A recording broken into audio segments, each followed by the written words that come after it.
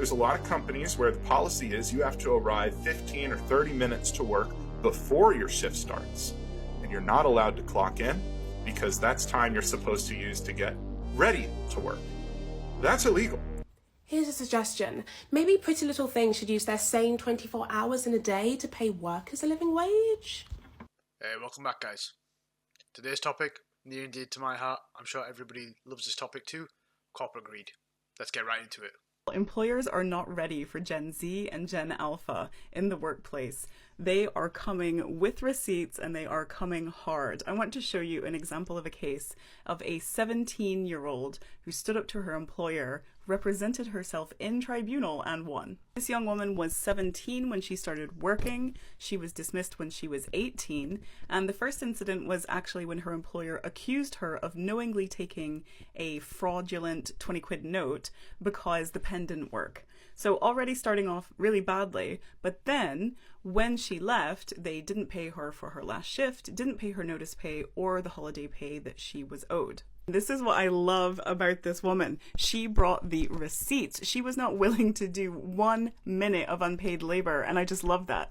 Look at, she went down to the 33 minutes that she was not paid for, priced it all up for the tribunal. And then she pointed out how this person had terrorized her, damaged her self-confidence, caused her to cry at work. She was even unable to swallow for a while because of the way that she was treated at this workplace because she was just a young woman. This is one of those beautiful find out situations, because if the employer had just paid her what she was due, that would have been less than 200 quid. But because they messed around, they damaged her psychologically, and the tribunal found that they also needed to pay her an additional £900 for their injury to feeling. This is a classic wage theft case where, yes, £168 unpaid, that matters to people and it matters to justice. And 17, 18-year-olds can still represent themselves in tribunal and win. So huge well done to her. Absolute queen. Amazing, amazing. I love to see it. You know what? I wish I had that confidence when I was at 17, 18 to be able to take an employer on at court and win. It's so important to keep receipts with anything in life. I found out the older I grow up. You know, this is a absolute win for this person. And to be honest, wage theft is one of the biggest ways that people in this country get robbed. You know, they ask simple things like log in early before your shift starts, stay a little bit later, help out with things. These things add up, and it works the other way around too. You get told all the time, you know, make sure that you're clocking out as you're leaving, make sure you're clocking out on time. You know, wage theft is one of the biggest things. I mean, it works the other way around too. So I think this is a really important example. Never trust your employers to pay you properly. That's what I found. Same with my family and friends. You need to be able to know how much you're getting paid and what you're getting paid. Don't trust it to them to just pay you what's owed to you, because sometimes they just won't. Do you know how angry the Thames Water thing makes me? The injustice. Not just because this whole thing has happened because of people lining their pockets, because of corporate greed, because of people paying dividends despite the fact that the company is not functioning, but also that this is about water. Water. Something that we all need literally every day to stay alive. Something that people shouldn't be able to make profit out of in the first place. What makes this even more amazing is not only have they run the company into the ground, not only are they dumping sewage into our rivers and watery spaces at record rates, not only do they want to continue paying their shareholders and investors dividends and continue lining their pockets, but they also want us to foot the bill, want to up our bills to pay for all of this nonsense, or something that we literally need to survive. Are you what? That doesn't boil your piss. I do not know what will. For anybody that doesn't know the situation, Thames Water is a major water utility in the UK. They are in financial disaster. They've racked up debts of over £15 billion over the last few years, whilst also paying out massive dividends to their shareholders, obviously. Whilst also dumping loads of sewage into the Thames. There's been a 105% rise in sewage dumps. Some people are saying that it needs to be declared an environmental emergency. And it's amazing because Thames Water was responsible for the biggest increase in the number of those discharges, dumping on 16,990 occasions, 112% increase on 2022. I wouldn't be swimming in our rivers. Why should we expect the bare minimum from these companies? Why should we? All these people care about is money. I despair. And I'm not a politician, I don't know the answers. I'm just so sick of seeing stories like this in every sector in this country. Yeah, 100%. Honestly, this isn't the bare minimum. Actually, this is criminal at this point. What they're doing, it's been an ongoing problem for a while, and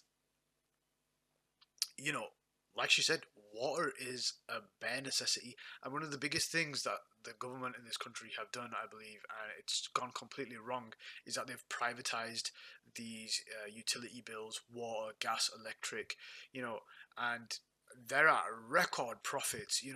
During COVID, prices went crazy high, and they have remained crazy high, and they have confirmed that they're not going back down. They're increasing more.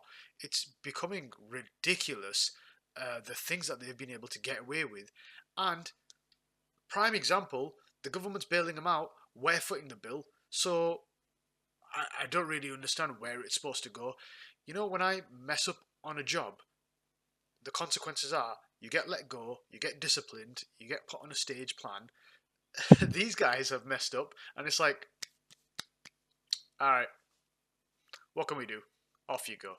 Don't do it again. You probably will do it again. But just, we'll deal with it. Ridiculous.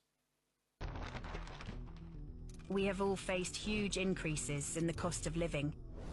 The price of food, energy and services have skyrocketed over recent years, making it hard for people to keep up. Why has this happened?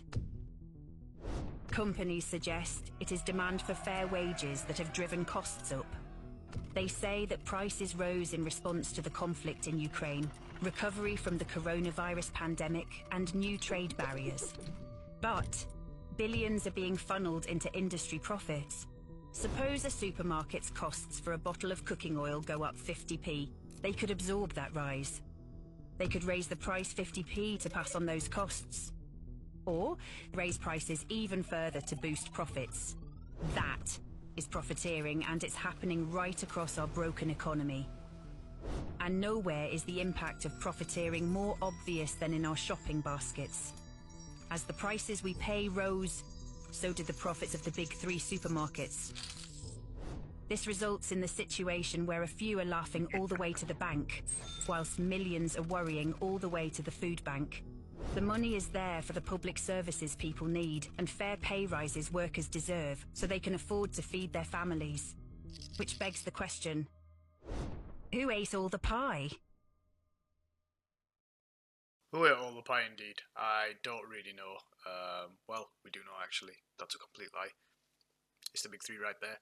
It's BP, it's Shell, it's all these companies that have said, it's a cost of living crisis, and then they've made record profits. During COVID, they were all worried, and everybody who was working from home did their best that they could. And in fact, while there was a bit of a slump for a lot of companies, they came roaring back with huge profits. They realized that, hang on a second, this is all working just fine. We don't need workers to be in the office, but it's all gone backwards again. Everybody's forced to be back in the office, even though they don't want to. They say they're doing you a favor with hybrid policies.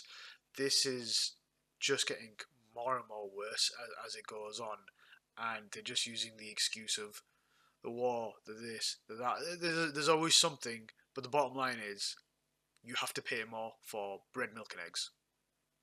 Friendly reminder, however much you're hating on Nintendo regarding the Switch 2, it's still not enough. Because we now have 100% confirmation that the C button on the Nintendo Switch 2 is actually going to cost you. Now, I do believe they mentioned this in the Direct, but I think it just got overshadowed. But now it's coming to light for a lot of people. Yes, you will need Nintendo Online in order to use their Discord. And then they also say, hey, if you can't afford the Switch 2, remember, we still got the Switch 1. Yeah, sounding a little familiar. And then they've got the gall to charge for their welcome tour, and they're like, it's just $10. We worked hard on this. Okay, cool. And now no one's gonna see it because we're not buying it. And this is all after they opened the floodgates of having $80 video games and this fluctuating prices. Doug Bowser himself has confirmed they have not put a cap on this. $80 does not mean it's gonna be the maximum. But here's what kills me more. I cannot wait to see 50% of the comments and several stitches of this video defending this crap. Because if there's two fan bases in this world who cannot take criticism, it's Nintendo fans and Soulsborne fans. Because for some reason they can't understand this mutual exclusivity, that I enjoy the things Nintendo puts out and I'm looking forward to this Switch in their game, but also being critical on how they are going about this. The business model of Nintendo is incredibly frustrating because every one of you just eat it up. They charge $80 and you say, I'd pay $100. They charge you for online features. You go, it's only $20. I gotta have that webcam in 480p. I'm incredibly excited for Dustbloods, the new Metroid Prime, the new Donkey Kong games looks awesome. You better believe I'm super stoked for Kirby Air Ride.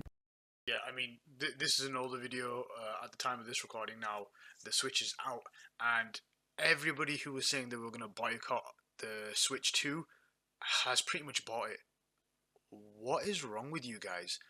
And this exactly confirms why Nintendo, and it's given a green light now for all of the gaming companies, Sony, Windows with Xbox, you know, all the rest of them, for them to just start increasing their prices now. You know, don't give them pre-orders, don't give them their money. You can vote with your wallet, but people have just said they were going to boycott, and then they've gone complete 180 the opposite way, and they've just they've just gone with it. So, you know, Mario Kart, this new one that came out was really expensive. It's like they're saying $80. I don't know what the equivalent of the UK was, simply because I haven't looked at it, but it was bonkers expensive, and it doesn't make sense. But once again, Nintendo have gone away with it. Another pet peeve of mine is Pokemon, but that's a separate agreed topic, so we'll leave that one at that. I'm losing my mind over this. Here's what's happening. My partner and I got a new printer. It was an HP. It seemed fine. And I went to print like a packing label or something, and it just wouldn't print at all. And I couldn't, there's no message on my computer that was explaining it. And the ink is completely full. I replaced it like last week. And the reason it's not printing says payment method needs updating. Cannot print with the installed cartridge. As you can see, this page is printed fine. That's infuriating. Yeah, I would definitely. be so mad if I'm trying to print something out and my printer is like keeps printing out a page that says I can't print. I won't print. I won't print, exactly. Maggie's brand new printer had been working normally for 6 months before it suddenly refused to print. She did some digging and realized HP had enrolled her in their ink subscription service called Instant Ink. Get ready to ink differently with HP Instant Ink. Your printer anticipates when you're low and sends you the right ink right on time for less. But Maggie's printer still had ink in it when it stopped working. It turns out that when your Instant Ink subscription expires, or if you cancel it, HP remotely kills your cartridges. That's when I started Googling it and figuring out like that's a problem other people were having. The ink that you paid $122 some for, that's in your printer right now, you can't use that. Wow, what are we coming to now? The printer that you purchased, we already know that printers are cheap, ink is insanely expensive, and now they also want a subscription service as well, just to print your document. And the irony is that she's getting a document that is printing, and it's saying you need your subscription to be able to print what you want to print. We can give you a little piece of paper that says you can't print this. I also know that car manufacturers like BMW and other ones are now trying to charge subscription service models for like car heating services, you know, where you what's it called, your car seat heats up, and other stuff like that. I don't really get it, to be honest. This is turning into like a subscription model world where they're trying to get you to subscribe to every little thing. I mean, we've already got for streaming services, you've got Netflix, you've got Disney, I think Americans, I think we can get it too, Hulu and other stuff like that. BBC is crumbling because they want their TV license fees, and for me personally, ever since I've been an adult, I've never bought the BBC TV license because I don't watch TV, I don't watch anything to do BBC related, because I'm just like, why bother? We've got YouTube, we've got Netflix, We've got these streaming services, and they are clinging on for dear life because, you know, they need their money to run their BBC corporation at the end of the day. It is becoming more and more greedy from these companies, and there's no other way around it. And you know what the worst thing is? I know that some people would defend this HP subscription thing, and they would go, oh, well, you should have read the box, you should have read the T's and C's, you know, you should have done this, you should have done that, you know, you can be smarter about this. Companies are doing this and getting away with it. The onus is not on the individual to then, you know, assume that this is something that's going to happen. It's completely out of left field, and it's just not on. But I think that's going to wrap it up for today's video, guys. Hope you liked it. Let me know. Leave some comments. Subscribe if you want, and I'll catch you on the next one.